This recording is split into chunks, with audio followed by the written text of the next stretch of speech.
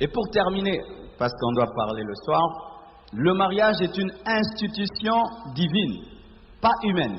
Le mariage n'est pas une institution humaine, mais une institution divine. La Bible dit dans Genèse 2, verset 18, « L'Éternel Dieu dit, il n'est pas bon que l'homme soit seul, je lui ferai une aide semblable à lui. » C'est Dieu qui a décidé de créer une femme pour l'homme.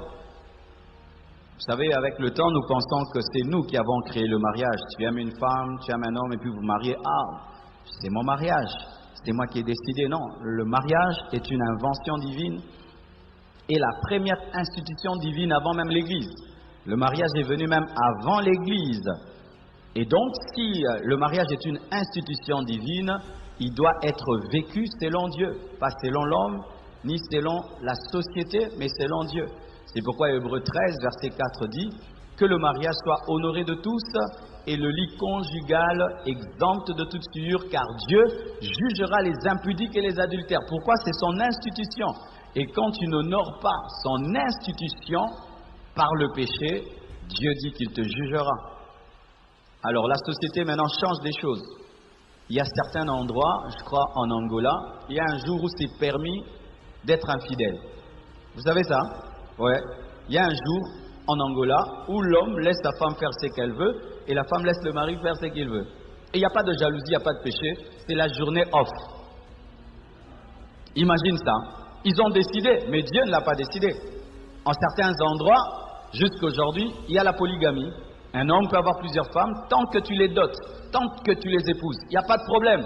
C'est la culture. Mais Jésus a dit, un homme, une seule femme. Donc la culture des hommes n'est pas au-dessus du Dieu qui a institué le mariage. Aujourd'hui, il y a le mariage homme-homme, femme-femme, et on impose ça à certaines églises à l'étranger. Mais ce n'est pas l'homme qui a établi le mariage pour corriger le mariage. Et aujourd'hui même, tu peux divorcer quand tu veux. Pourquoi tu divorces? Mais je ne le sens plus. Je ne le sens plus. C'est pourquoi tu as divorcé? Oui. Il n'y a plus l'amour. Et d'autres disent, mais comment un homme peut vivre avec une seule femme pendant 50 ans? Mais tu peux devenir fou. Et puis ils disent que tu peux divorcer. Ainsi, les gens disent, je suis à mon 3e mariage, à mon 4e mariage, à mon 5e mariage. Les stars sont devenus des modèles de divorce. Et malheureusement, le divorce est entré dans l'église aussi. Avant, les gens pouvaient rester avec quelqu'un d'un mauvais caractère jusqu'à la mort. Mais aujourd'hui, non. Les chrétiens commencent à divorcer même pour raison de caractère. Les chrétiens ne pardonnent pas l'adultère. Alors que nos mamans étaient des païennes. Elles ont pardonné l'adultère de nos parents, de nos papas, mais des chrétiennes qui ne pardonnent pas. Des divorces. On se marie pour l'argent, on se marie aujourd'hui même, waouh, pour faire le buzz sur Internet. Le buzz sur Internet.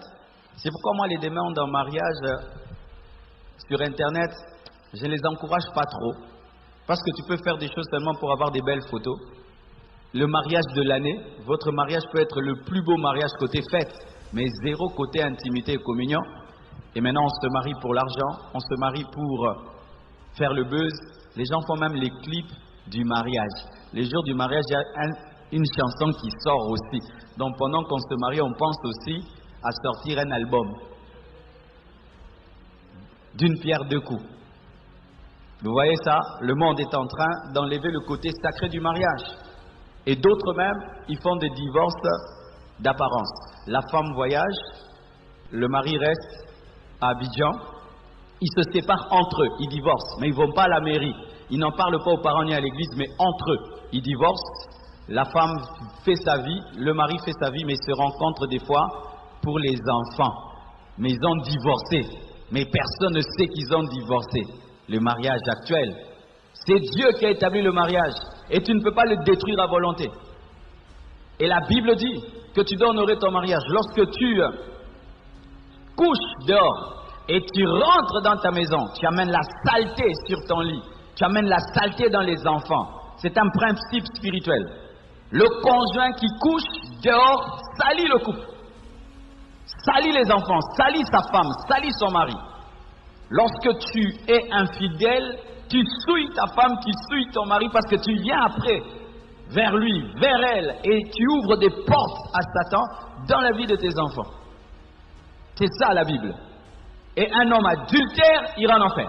Une femme adultère ira en enfer. C'est écrit, Dieu jugera les impudiques et les adultères.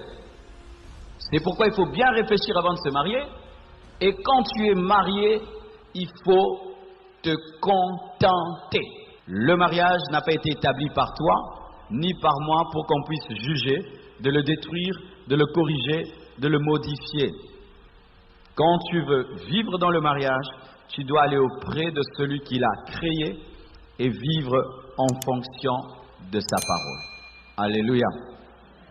Alléluia. Et cela est impossible sans l'aide de Dieu qui crée le mariage. Lorsque on m'a offert cet iPad, il est venu avec un chargeur. Alléluia. Parce que celui qui me l'offre sait que j'ai besoin d'électricité. C'est pareil aussi. Dieu crée le mariage, mais il te donne le chargeur, le Saint-Esprit. Sans le Saint-Esprit, tu ne peux pas vivre le mariage.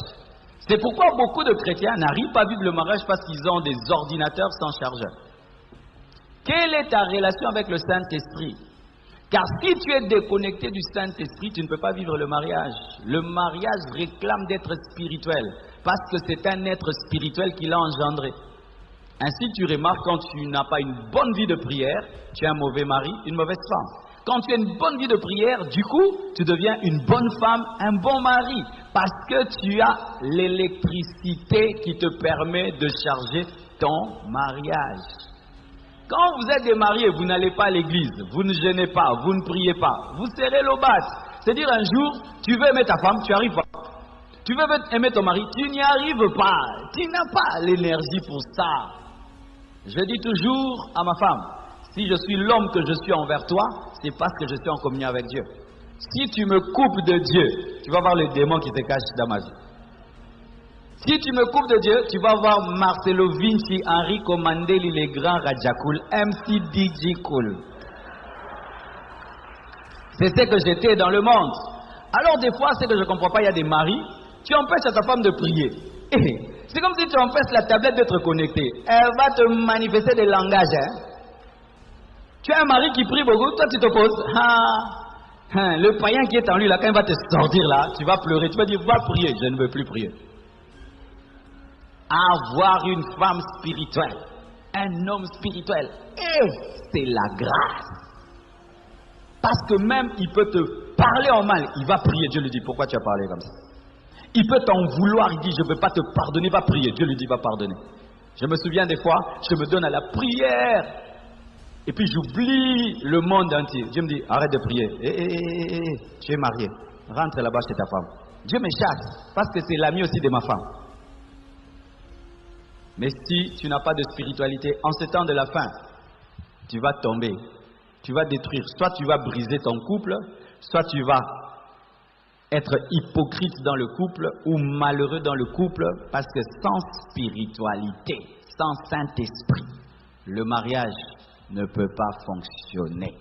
C'est pourquoi n'épousez pas des païens. Si vous êtes des célibataires ici, un païen n'a pas de vie spirituelle, donc il n'a pas de chargeur.